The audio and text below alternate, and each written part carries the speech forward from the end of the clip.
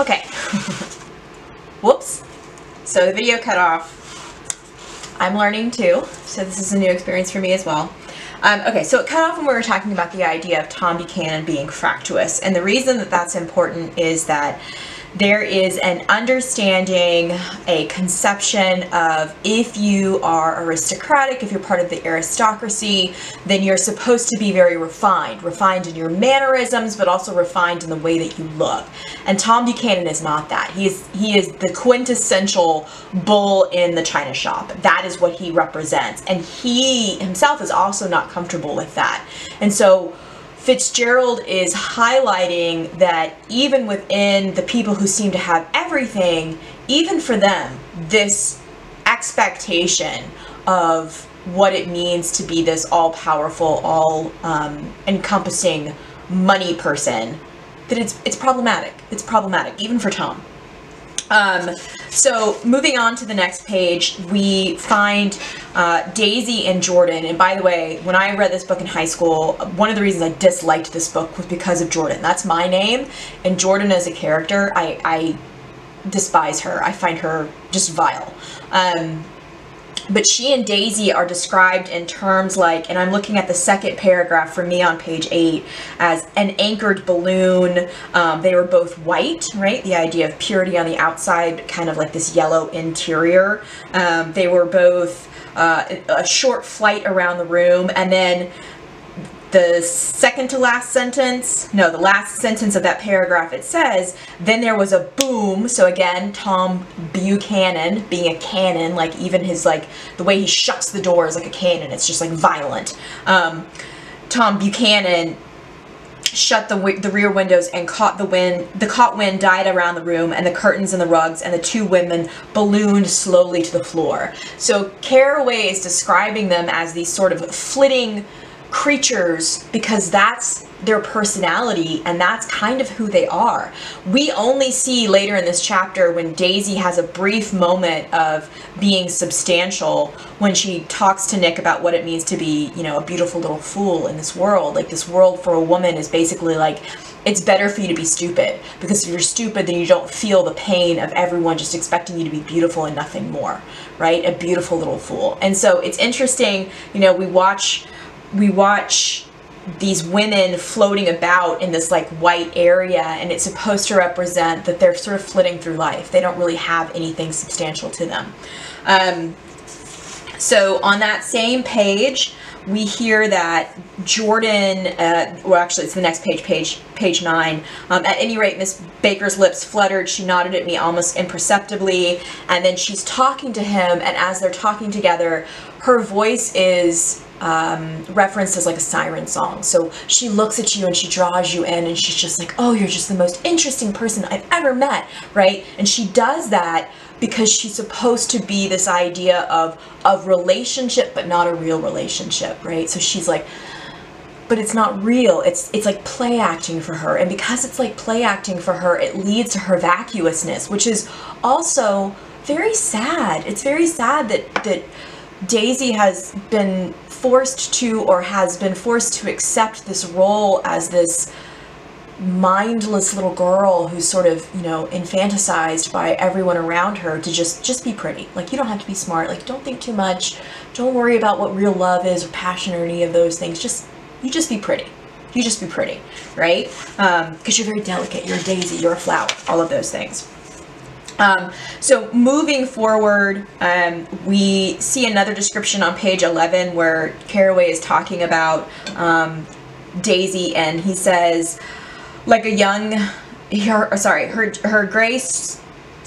he's describing Jordan, I'm sorry. Her gray, sun-strained eyes looked back at me with polite, reciprocal curiosity out of a wan, charming, discontented face. So Jordan is also supposed to represent the sort of discontent, but to me, Jordan's like embraced the dark side. She's just like, whatever, men think that I'm this way, so I might as well be this way. So I don't like her at all. Then Carraway describes this weird dinner scene in which they're all sitting down and having a conversation, and he even describes on page 12 that it's like the conversations that they're having is bantering and consequence, like none of it's very important. And then all of a sudden, out of nowhere, Tom Buchanan pipes up and he says, Civilization's going to pieces, broke out Tom violently. So even like the way he speaks is violent. Broke out Tom violently. I've gotten to be a terrible pessimist about things. Have you read The Rise of the Colored Empires by this man Goddard? So he's referring to an actual book that exists, and this book basically says that if white people don't protect the white race, that all of these people who are of different ethnicities are going to take over.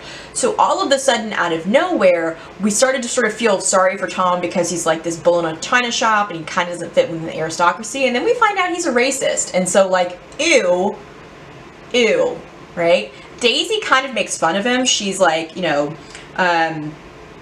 we have to beat them down at one point, and then he goes and he's like, he kind of blows that off and he goes, and this is on page 13, the idea is that we're Nordics, I am, you are, and after an infinitesimal hesitation, he included Daisy with a slight nod as she winked at me again. So it's difficult for him to acknowledge Daisy as being part of the superior white race, because for him, she's automatically inferior because not only is she a woman, she's his wife, so she's his property. So again, I know all my feminist critics are going to be like, that really makes me uncomfortable. It should make you uncomfortable. Remember, Fitzgerald said this is a man's book, so he is very sexist and he exposes sexism, and I don't know that you could necessarily make the Shakespearean argument that he's saying that this is so sexist that we should be appalled by it. I think that Fitzgerald just might be a little bit sexist. So it is what it is. But what's really interesting is toward the end of page 13, by the way, you're supposed to be, as a reader, at least in my opinion, you're supposed to be kind of horrified by Tom's racism. You're supposed to be like, ugh, right? So he's supposed to be this aristocracy, and he's supposed to be like, therefore morally superior because he's got money, but he's not, clearly. Racism equals not moral. So at the very bottom of the page, it says, well, he wasn't always a butler. And this is Jordan talking to Nick Carraway about the butler. And it's supposed to expose us to the construct that when you are part of the working class, the lower working poor, that the physical work that you do actually affects your body. All right, we see this later in the Valley of Ashes when the working man's body is equated with dust flying up in the air. So too here, basically the butler, because of his job, would use silver polish, and the polish was so strong that it caused his nose to rot off his face. And she thinks it's funny. Jordan is pointing this out, and she's like, oh, it's such a scandal. Isn't it interesting? No, it's awful. This poor man is just trying to live, and he's trying to make a living, and the corrosive acid that's used to polish the silver in your, you know, fancy silverware drawer that you maybe use once a year is so bad that it's rotting his skin off, right? So it's supposed to be kind of horrifying. And again, exposes just how yucky Jordan is. And then, so the next part is on page 14, and Jordan is kind of terrible because she's just like, oh, and then things went from bad to worse, so on and so forth. But it talks about the light starting to go down and how there's this like rosy tint to everything.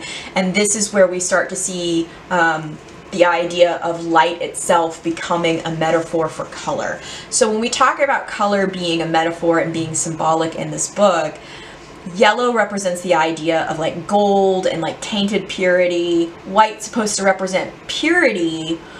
Green, obviously supposed to represent the idea of greed, but also the idea of progression. Okay, so here's one of the big debatable aspects of The Great Gatsby that we have to keep in mind. Remember, and I'm going to stop myself soon because I'm not going to make the same mistake as last time. Remember when we talk about capitalism and how this is a way that Fitzgerald is criticizing capitalism. Let's say, for example, that we decided to take capitalism away and we became, you know, like this communist socialism, what have you. What I have found in my experience, if I remove an incentive or a grade for a student, they are not motivated on their own. So if we think of money as an incentive, if we remove that, would man be motivated to do something on his own? If we said, well, you're just going to get up every day and we're going to feed you and clothe you and give you whatever you want and like you do whatever you want. To me, it would be the equivalent of what happens to people, to students over the summer, is they're just not motivated to do anything. They sit on the couch and they like stuff their faces and watch Netflix until their brain comes out of their ears, right?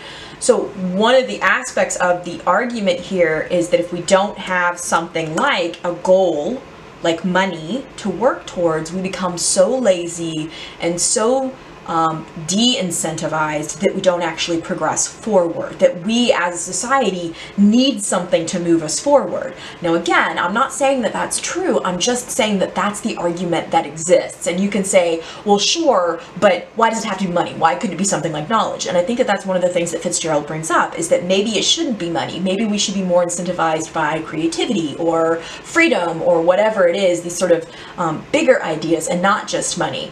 But that's definitely an aspect of one of the arguments about capitalism, is if we removed capitalism tomorrow, we wouldn't necessarily have the incentive, we wouldn't necessarily have the goal to do something to move our society forward, to move ourselves forward, right? So it's just something to keep in mind. Okay, so I'm going to stop the video there because last time I didn't stop it in time and the camera cut out on me, so I'm going to stop it there, and then we'll move on to the next part in the next video.